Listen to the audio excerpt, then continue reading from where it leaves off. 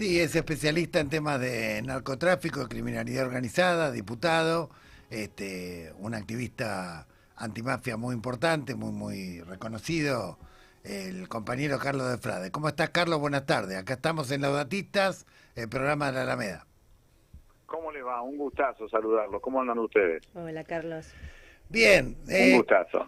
Carlos, nos acordamos de llamarte y entrevistarte cuando, a raíz del mega operativo que hubo en Brasil, en Río de Janeiro, contra Sí, el sí. Comando Vermelho, aparecieron una serie de armas del ejército argentino de Rosario, que supongo que vos sabrás el origen, concretamente, y las conexiones que hay entre el Comando Vermelho y grupos mafiosos en la Argentina.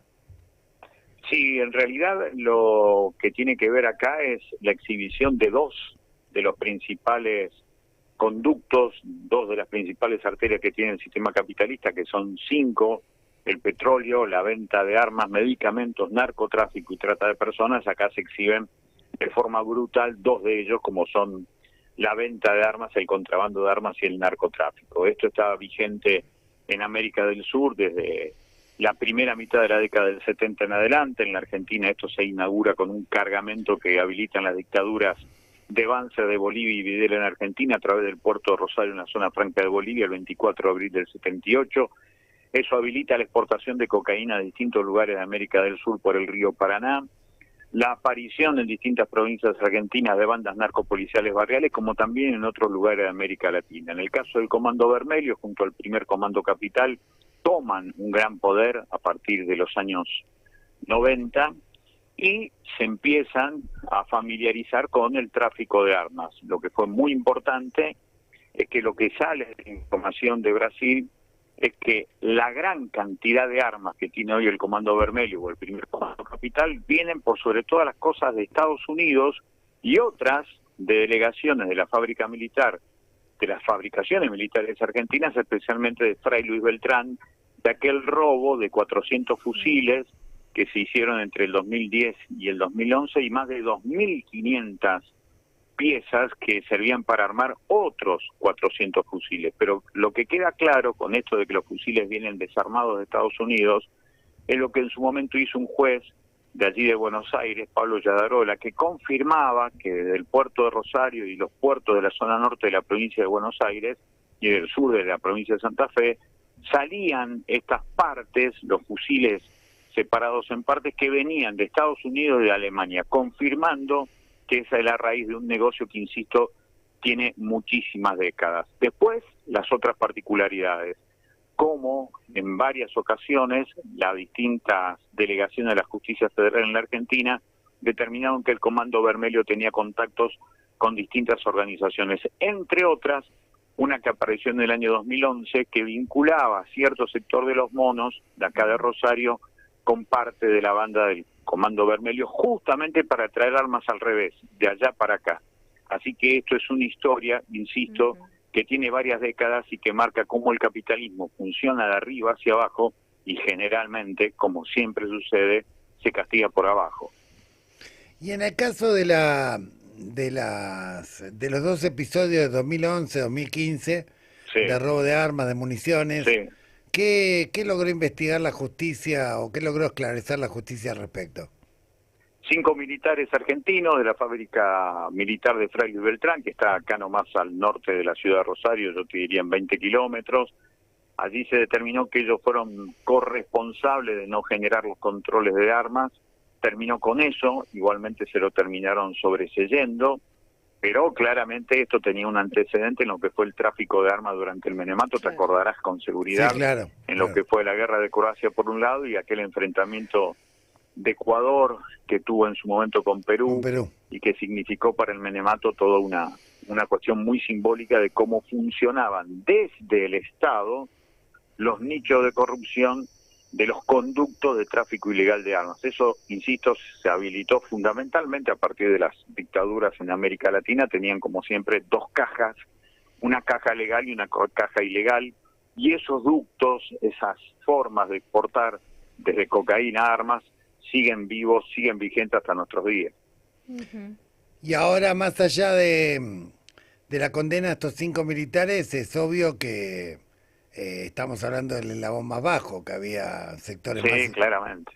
Sí, Y, sí, es como acusar al cocinero filipino que Igual claro, entró al salieron puerto, dicen, sobreseídos, claro. claro, en 500 kilos de cocaína y la culpa la tenía el cocinero filipino. Pero lo cierto es que efectivamente es así, por eso siempre nosotros decimos que es muy importante hacer esta observación. Una cosa es lo que pasa por abajo, otro lo que sigue ocurriendo permanentemente por los flujos de dinero, estos grandes negocios que alimentan los bancos, y en los bancos ni el día del arquero va a haber un allanamiento Claro, sobre el dinero del contrabando de armas o el narcotráfico. tal cual. claro, claro. Ahora, segunda pregunta. ¿Cuál es Sí, tu reflexión sobre este mega operativo en Río de Janeiro? ¿Es efectivo? ¿Sirve? ¿Es circo? y tiene un poco de todo. Igualmente fue muy importante escucharlo y leerlo a Lula después de este operativo, porque este operativo fue ordenado por el gobernador de Río de Janeiro, Tal que es cual. un hombre de Bolsonaro, justo en la misma semana en donde Trump hablaba, celebrando el triunfo de Milei en la Argentina, que él se iba quedando con varios países de América Latina en dos coordenadas, decía Trump, por un lado lo económico y del otro la cuestión de las drogas. Eso Sí, fue prácticamente la continuidad del mismo guión del día lunes, eso que había dicho Trump sobre Argentina y que evidentemente hablaba de América Latina. En la misma semana, el portaaviones más grande de la Armada norteamericana, que de hecho con uno ve las fotografías realmente impactante, está frente a Venezuela con la idea de garantizar la libertad en Venezuela, cuando da la sensación que lo que quieren garantizar y quedarse con el petróleo de Venezuela. Pero más allá de eso, lo que queda claro es que el pretexto del narcotráfico para Trump es fundamental para hacer esto Tal que cual. le dio en bandeja al pueblo argentino, que es quedarse con varios países de América del Sur. Eso es lo que realmente se lleva adelante, por eso me pareció que la medida encaja directamente en ese plan que se llama Doctrina de Seguridad Continental, que fue elaborado por la ciencia militar estadounidense en los años 90, superadora de la Doctrina de Seguridad Nacional, que en aquel momento hacía blanco sobre el delincuente subversivo político, y a partir de eso sobre algo que hoy se habla en toda América Latina, que es el narcoterrorismo. Así que tiene mucho que ver con eso, y también con una cuestión de buscar votos para las elecciones del año que viene, en donde Lula dijo que efectivamente había que luchar contra esto, que esos morros estaban manejados por organizaciones del Comando Vermelho, pero que ahora está en otra idea, que es tratar de ver cuáles de tantos fusilamientos tuvieron que ver con un enfrentamiento, simplemente fueron fusilamientos. Así que hay que poner en duda la efectividad de la medida. Sí había motivos, pero posiblemente había que hacerlo con la ley en la mano y no dejando de lado la ley. Sí, claramente, Carlos, ¿cómo estás? Buen día, Jimena. Hola, Claramente, Jimena, cuando te ponen más de 200 muertos, entre ellos ¿qué te jóvenes, parece? algunos con tiros en la nuca, otros decapitados, claramente daría Estamos la ante idea otra de algo cosa. más que un exceso, ¿no? Daría la idea de otra Sí, sí. cosa, pero me O parece una operación interesante. de terrorismo o de Claro, contraterrorismo, si querés.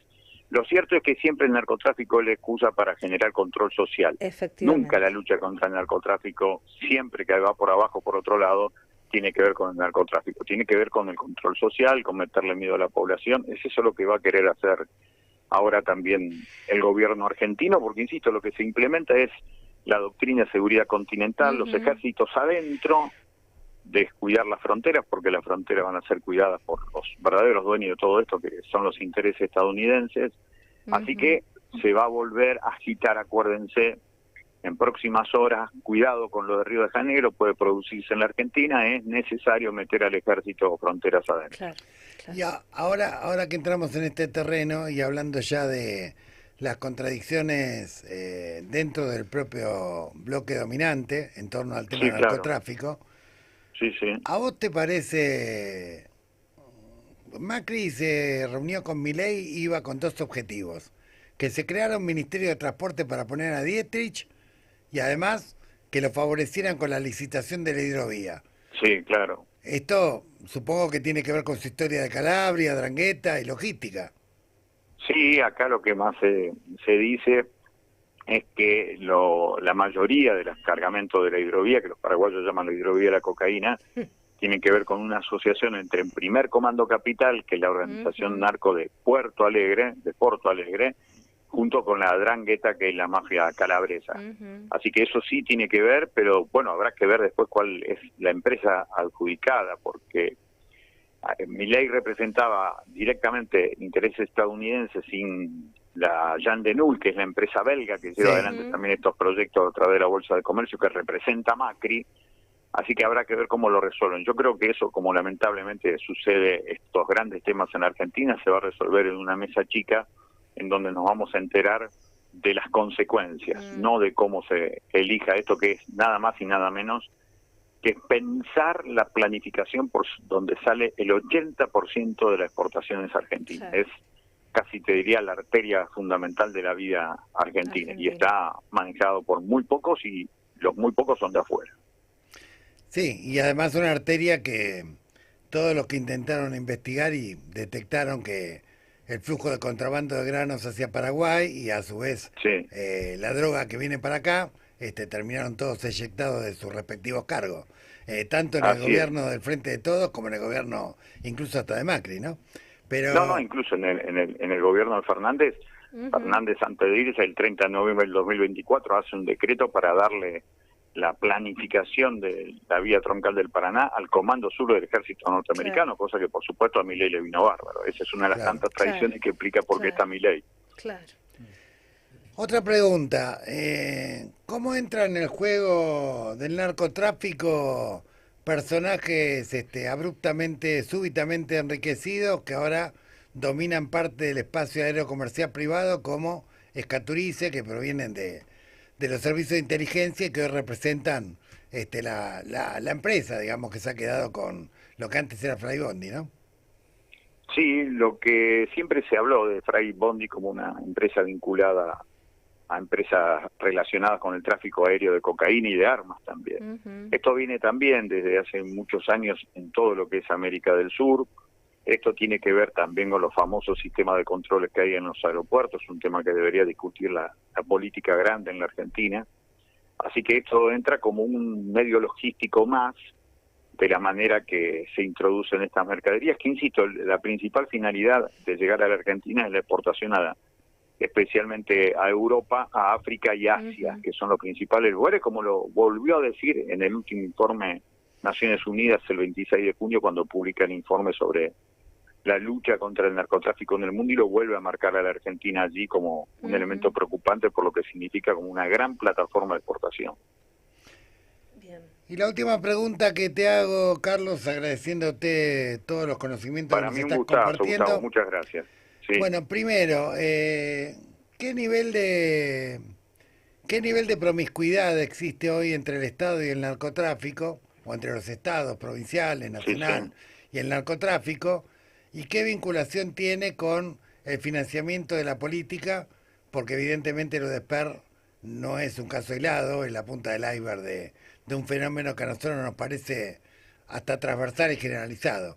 ¿Qué opinas al respecto y qué medidas serían adecuadas empezar a tomar para tratar de reducir de alguna manera las consecuencias de el crecimiento de la mafiosidad y los micronarcoestados que van pululando por los diferentes territorios ante un Estado que deserta de alguna manera o que deja de cumplir con sus funciones básicas? Sí, en primer lugar, la cuestión del financiamiento político, si no lo hace el Estado, siempre va a ser un lugar para lavar dinero. Entonces me parece que el financiamiento político tiene que estar en manos del Estado y que después queden bien claras cómo va a ser la continuidad de ese financiamiento. Mientras eso no exista, la política va a ser absolutamente proclive a ser colonizada al servicio de intereses espurios. La Argentina tiene varias marcas, esto que yo te contaba del 78 en adelante, Videla y Banzer directamente vinculado con el desarrollo del narcotráfico en América del Sur, pero absolutamente conscientes de eso. Después el caso más claro antes del Desper es de Monser Alcázar, que en los años 90 era casi un embajador plenipotenciario de la Argentina, era el marido de Amira Yoma, secretaria de la Presidencia de la Nación, y que era un contrabandista de armas y de narcotráfico, y estaba en la Casa Rosada. Acá lo que queda claro es que Esper, trabajando para Freddy Machado, el abogado de Machado es el mismo abogado que el presidente de la Nación, Milei. Es decir, el narcotráfico está en la Casa Rosada, hoy, en la Argentina. Hoy, como estaba antes también. Son nichos de corrupción que llegan hasta los niveles más altos del Estado para garantizar, por sobre todas las cosas, el lavado de dinero del narcotráfico. Eso me parece que es una cuestión esencial mirarlo, porque si no siempre estamos discutiendo lo que pasa en las villas miserias, Claro. y no lo que pasa en las altas esferas, en donde realmente se maneja el narcotráfico. Así que lo que me parece que lo que hay que hacer es tratar de dar la mayor información posible para que nuestro pueblo sepa que detrás de lo que aparece en las cuestiones informativas, más que una ausencia del Estado, yo siempre digo que esa es una narcosoncera, no es que el Estado está ausente, sino que está presente de forma corrupta, que es otra cosa. Porque tenés una escuela, un centro de salud, obra pública, es el Estado de forma virtuosa, pero también tenés el Estado de forma presente, pero corrupta, cuando en un patrullero, dos muchachos, en lugar de laburar para darle el servicio público de la seguridad a la gente, terminan laburando para las bandas narcopoliciales barriales. De eso de lo chiquito para arriba es la colonización del Estado al servicio de lo que vos bien decís, la mafiosidad en sus distintos aspectos. Muy Bueno, bien. Carlos, te agradecemos mucho. Seguramente te vamos a volver a contactar porque lamentablemente la realidad de la penetración del narcotráfico en la Argentina sigue siendo importante y no dudamos que haya otros episodios en los cuales haya conmoción también popular. Y muchas gracias por haber compartido tu enfoque, tu análisis y bueno, y te contactaremos próximamente. Cuando quieran, un abrazo muy grande, muy amable. Gracias, Carlos, muchas gracias. Hemos